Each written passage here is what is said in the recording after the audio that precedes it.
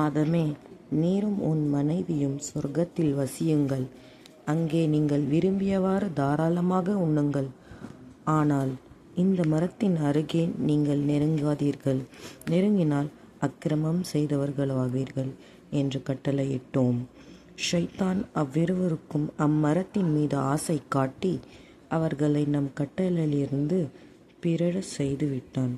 மேலும் அவ்விருவரும் எந்த நிலையில் வாழ்ந்து கொண்டிருந்தார்களோ அந்த நிலையிலிருந்து அவர்களை வெளியேற்றிவிட்டான். மேலும் நாம் கட்டளையிட்டோம், நீங்கள் எல்லோரும் இங்கிருந்து இறங்கிவிடுங்கள். நீங்கள் ஒருவருக்கொருவர் பகைவராவீர்கள்.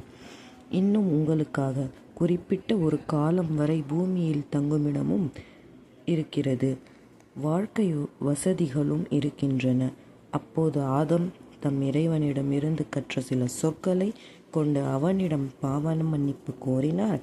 அதனை அவருடைய இறைவன் ஏற்றுக்கொண்டான். நிச்சயமாக அவன் பாவ மன்னிப்பு கோரிக்கையை ஏற்பவனாகவும் கருணை பொழிபவனாகவும் இருக்கின்றான். நாம் கூறினோம், நீங்கள் அனைவரும் இங்கிருந்து இறங்கிவிடுங்கள். பிறகு உங்களுக்கு என்னிடமிருந்து நேர்வழி கிடைக்கும். அப்போது யார் எனது நேர்வழியை பின்பற்றுகிறார்களோ அவர்களுக்கு எவ்வித அச்சமும் இல்லை. அவர்கள் துயரப்படவும் மாட்டார்கள். அன்று யார் அதை ஏற்றுக்கொள்ள மறுத்து எம்முடைய வசனங்களை பொய்யென்று கூறுகின்றார்களோ அவர்கள் தாம் நரகவாசிகளாவர். அவர்கள் அதிலேயே என்றென்றும் வீழ்ந்து கிடப்பார்கள்.